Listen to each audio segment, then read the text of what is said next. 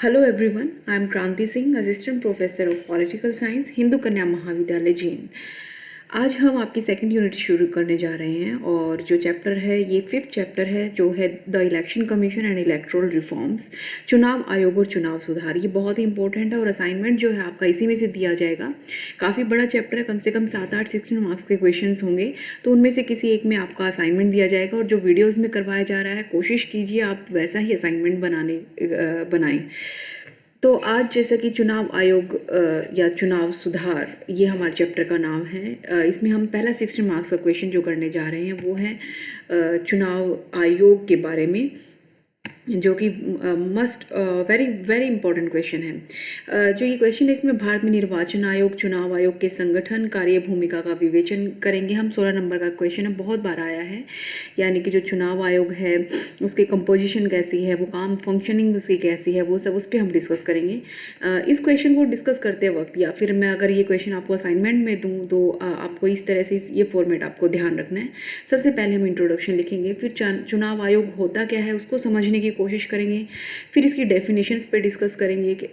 हालांकि बुक में ये परिभाषा नहीं दी हुई है, आई रिपीट, बुक में ये भाषाएं नहीं दी हुई, परिभाषा नहीं दी है, डेफिनेशंस नहीं दी है, मैंने अपने अलग से प्रिपेयर किया है नेट से सर्च करके। तो आप ये ना कहें असाइनमेंट बनाने के दौरान कि मैडम हमें परिभाषाएं बुक में नहीं मिली, तो मैं ये अटैच कर रही हूँ इसके यहाँ पर। फिर चुनाव आयोग का गठन, चुनाव आयोग के अंदर कौन कौन सी मेन बातें आती हैं, उसका गठन कैसा है, कंपोजिशन कैसा है, यानी कि चुनाव आयोग बनता कैसे है, उसके सदस्य कौन है, नियुक्ति कैसे होती है, उस पर डिस्कस करेंगे।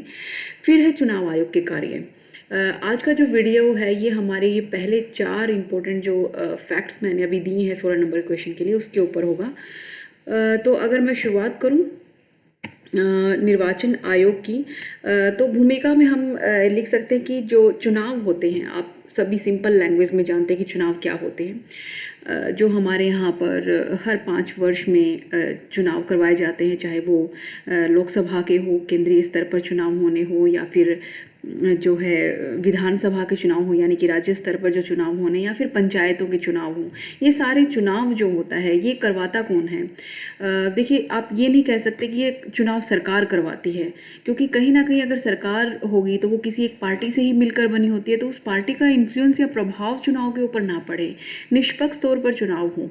तो इसलिए सरकारों का कोई योगदान नहीं रहता चुनाव में, वो जस्ट अपने पार्टी मेंबर्स को खड़ा करते हैं इलेक्शंस में। तो ये चुनाव होते क्या है? ये चुनाव जो करवाए जाते हैं वो चुनाव आयोग द्वारा करवाए जाते हैं। सबसे पहले तो हम इस चीज़ को समझ लें कि चुनाव बहुत ज़रूरी है किसी भी लोकतंत्र को सक्सेसफुल बनाने के लिए, सफल बनाने के लिए आधार होता है चुनाव। लोकतंत्र आपको पता ही है, लोगों का शासन होता है। अब भारत जैसे इतने बड़े देश में जिसकी जनसंख्या इतनी अधिक है, वहाँ पर लोकतंत्र प्रत्यक्ष तौर पर तो हो नहीं सकता, यानी कि सभी लोग तो शासन कर नहीं सकते इतनी बड़ी जनसंख्या में। तो क्या होता है, प्रतिनिधि हमारी तरफ से चुनकर जाते हैं आगे और वो शासन चलाते हैं। तो ये प्रतिनिधि चुनकर तभी जाते हैं जब चुनाव होंगे। तो चुनाव इसीलिए भी जरूरी है ताकि लोकतंत्र को मजबूत बनाया जा सके, और बहुत ही शॉर्ट फॉर्म में कहें तो लोकतंत्र का आधार चुनाव होते हैं।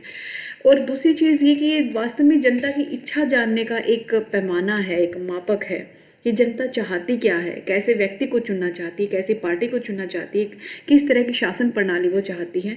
तो जनता की इच्छा भी जानने का एक जरिया बन जाता है चुनाव समय समय पर, इसलिए चुनाव करवाना बहुत ज़रूरी होता है, ताकि लोग अगर चाहें कि ये पार्टी या वो जो शासन प्रणाली जो चुनकर उन्होंने भेजा वो ठीक से काम नहीं कर रहा, तो उसे उसकी जगह किसी और को चुनकर भेजे जाने के लिए भी जरूरी है कि चुनाव समय पर करवाए जाए। और ये जो जनता और शासन है उसके बीच की कड़ी का काम करता है चुनाव। तो लोकतंत्र को सफल बनाने के लिए चुनाव जो है निष्पक्ष होने चाहिए, यानी किसी तरह का भेदभाव नहीं होना, चुनाव में इतनी पारदर्शिता होनी चाहिए, स्वतंत्र होने चाहिए चुनाव, तभी जो है लोकतंत्र सक्सेसफुल होगा। इस प्रकार से जो निष्पक्ष चुनाव है इनको करवाने का उत्तरदायित्व किसे दिया गया है? चुनाव आयोग को दिया गया है। यहाँ पर मैंने बताया है आपको कि क्यों चुनाव जरूरी है इस देश के लिए, और चुनाव निष्पक्ष और स्वतंत्र होने चाहिए, क्यों होने चाहिए वो भी बताया। और कौन करवाएगा इन निष्पक्ष और स्वतंत्र चुनाव को? वो है चुनाव आयोग। इसके संबंध में जो हमारा पूरा ब्यौरा है वो संविधान का जो भाग 15 है उसमें दिया गया, अनुच्छेद 324 से 329 तक। तो ये भी आपको डेफिनेशन में बात इंपॉर्टेंट लिखनी है, बाकी मैं अंडरलाइन पेजेस जो आपको दूंगी उसमें से भी कुछ आप ऐड करेंगे। फिर परिभाषाएं, काका कालेकर ने चुनाव के बारे में क्या कहा है। चुनाव में राष्ट्र का विधान शक्तिशाली होता है, अतः हमें लोकतंत्र की रक्षा करने के लिए चुनावों की रक्षा करनी होगी और इसके लिए चुनाव आयोग को मजबूत बनाना अति आवश्यक है। फिर डी के बनर्जी कहते हैं, वर्तमान परिस्थितियों को देखते हुए चुनाव आयोग इसलिए भी अधिक महत्वपूर्ण हो जाता है क्योंकि ये सत्तारूढ़ दल के प्रभाव को मुक्त कर निष्पक्ष चुनाव करवाने के साथ साथ बिना पक्षपात के जनता का शासन लाने का प्रयास करता है। तो बच्चों, भूमिका और चुनाव आयोग है क्या, वो सब लिखने के बाद जो है ये जो परिभाषा आपको दो जरूर लिखनी है, आपकी बुक में नहीं है। इससे आपका क्वेश्चन बहुत ही इम्पैक्टिव और इंटरेस्टिंग बन जाता है। एक्स्ट्रा 2 मार्क्स आपको मिलने के चांसेस बनते हैं। तो परिभाषाएं जरूर से जरूर लिखें और कोशिश करें कि एज इट इज़ जो है परिभाषाएं याद करें। अब जब हमने 3 स्टेप देख लिए हैं, चुनाव आयोग क्या है, कैसे काम करता है, अब हम आते हैं मेन स्टेप पर कि चुनाव आयोग का गठन। 16 नंबर का बहुत इम्पोर्टेंट क्वेश्चन है। गठन में ये तकरीबन 8 नंबर का अब हम करने वाले हैं इस वीडियो में। बाकी 8 नंबर का नेक्स्ट वीडियो में कराऊँ क्योंकि काफ़ी बड़ा क्वेश्चन हो जाता है ये 16 नंबर का। तो चुनाव आयोग का गठन जो है, कंपोजिशन ऑफ इलेक्शन कमीशन, इसका डिस्कशन जो है अनुच्छेद 324 में किया गया है, जिसमें बताया गया है जब चुनाव होंगे, चुनावों का देख रेख, यानी कि उसमें चुनाव में किसी प्रकार की धांधली ना हो ये देखना, निरीक्षण करना, निर्देश देना कर्मचारियों को कि चुनाव आपको भली तरीके से करवाने हैं, कितने समय में करवाने हैं, कब रिजल्ट डिक्लेयर होना, ये सारे निर्देश देना। और चुनाव पर नियंत्रण रखना, यानी कि परिस्थितियों को नियंत्रण में रखना, या फिर यूँ कहें कि चुनाव को समय सीमा के अंदर करवाना, ये सारे जो काम है ये चुनाव आयोग को सौंपे गए हैं अनुच्छेद 324 के तहत। ये अनुच्छेद बहुत अच्छे से याद कर ले, आपके एग्जाम पर्पज़ से, कॉम्पिटिटिव एग्जाम पर्पज़ से हर तरह से इम्पोर्टेंट है, बहुत बार पूछा भी जाता है। तो ये जो हमारा चुनाव आयोग है, इसमें एक मुख्य चुनाव आयुक्त होता है और अन्य चुनाव आयुक्त होते हैं जिनकी नियुक्ति राष्ट्रपति करता है। तो यहाँ पे एक इम्पोर्टेंट क्वेश्चन मैं एमसीक्यू का फिर से बोल चुकी हूँ कि इनकी नियुक्ति कौन करता है, राष्ट्रपति करता है। देखिए, चुनाव आयोग 1993 से पहले एक सदस्य ही हुआ करता था, लेकिन 1993 में 20 दिसंबर 1993 में संसद ने एक विधेयक पास करके चुनाव आयोग को बहुसदस्यीय बना दिया। तो ये भी एक इम्पोर्टेंट एमसीक्यू पूछा गया है कि चुनाव आयोग बहुसदस्यीय कब बना, यानी कि एक से ज़्यादा सदस्य कब हुए। तो 1993 की डेट आप याद रखिए। 1993 के इस अधिनियम को पास होने के बाद चुनाव आयोग जो है, इनकी सदस्य संख्या में एक मुख्य चुनाव आयुक्त तो था ही, इसके अलावा 2 अन्य चुनाव आयुक्त भी शामिल हो गए हैं।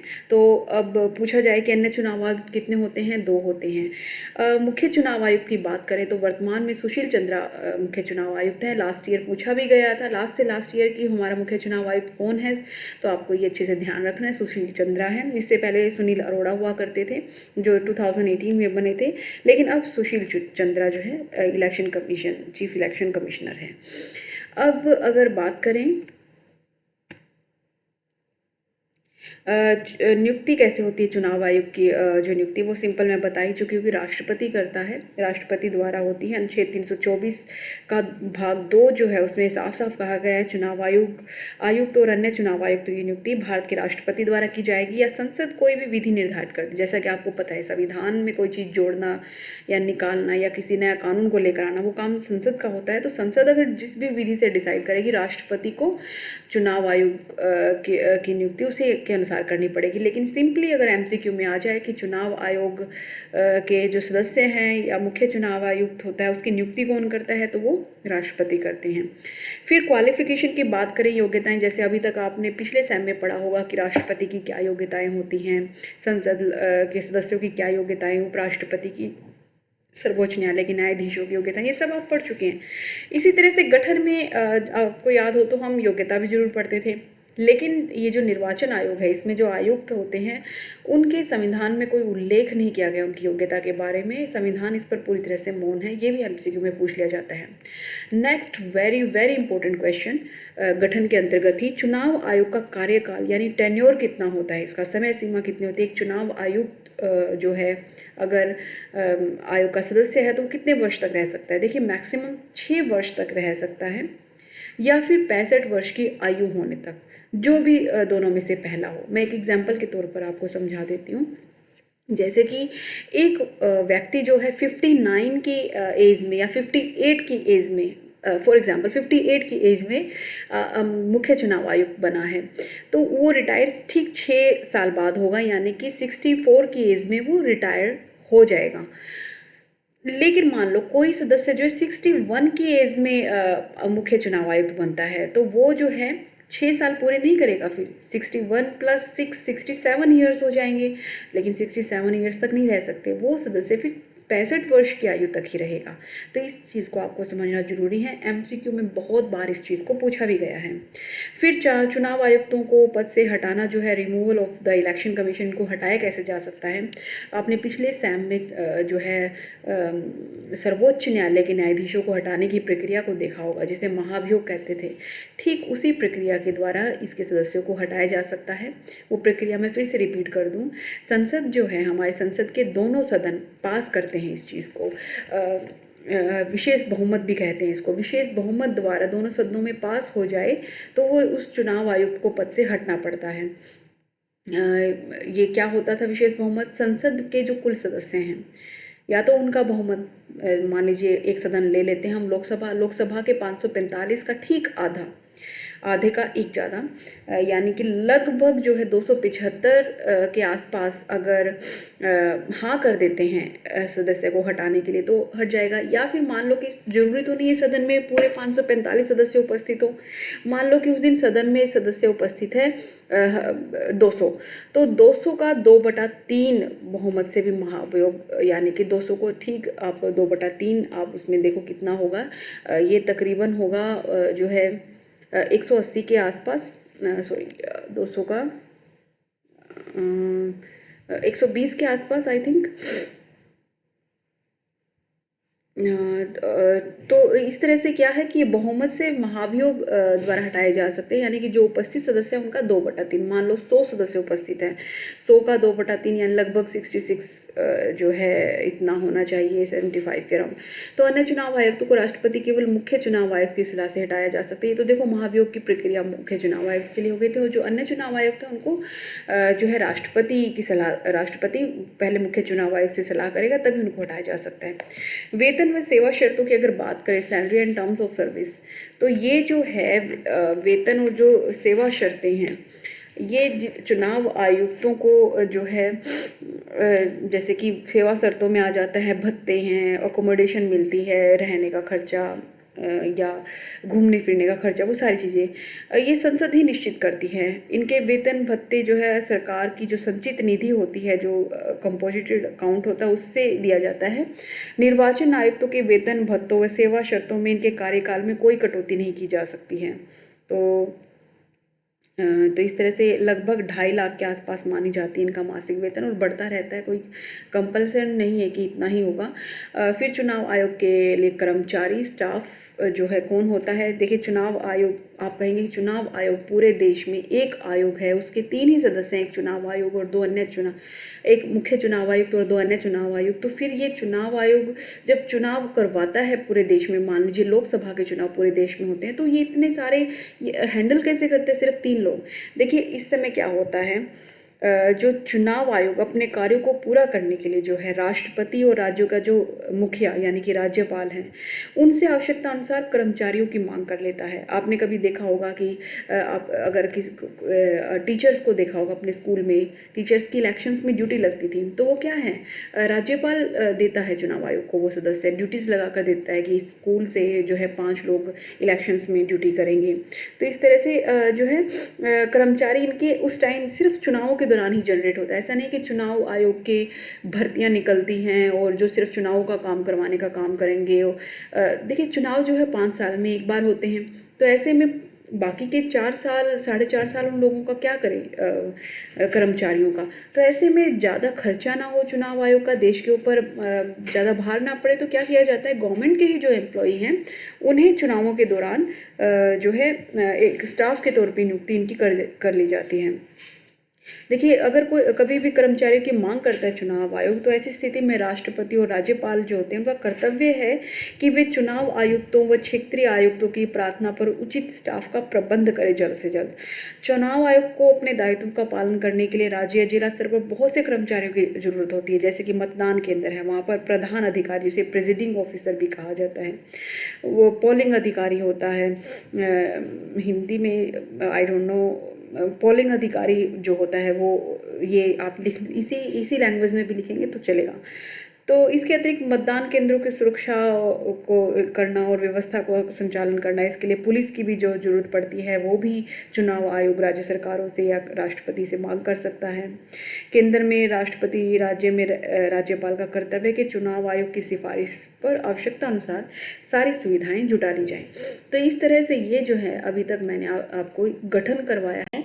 एक बार फिर से मैं आपको एक रिपीट इसका दे देती हूँ कि क्या क्या हुआ है। ये 16 नंबर का क्वेश्चन है, इसमें मैंने आज ये 4 पॉइंट आपको करवाए हैं। जैसे कि सबसे पहले भूमिका का डिस्कशन हुआ, इसमें कुछ और लाइन्स भी आप ऐड कर सकते हैं। उसके बाद जो है 2 परिभाषाएं जो आपकी बुक में नहीं है, बट आपके क्वेश्चन को अच्छा बनाने के लिए मैंने इसमें ऐड की है। फिर आपका 8 नंबर का क्वेश्चन, जैसे 16 नंबर का क्वेश्चन शुरू हो जाता है चुनाव आयोग का गठन, उसकी भी थोड़ी सी इंट्रोडक्शन दी है मैंने। फिर जो है गठन के अंदर कौन कौन से पॉइंट्स आते हैं वो डिस्कस किए हैं। नेक्स्ट जो होगा हम जो है कार्यों के ऊपर डिस्कशन करेंगे। आज के लिए इतना ही। Thank you.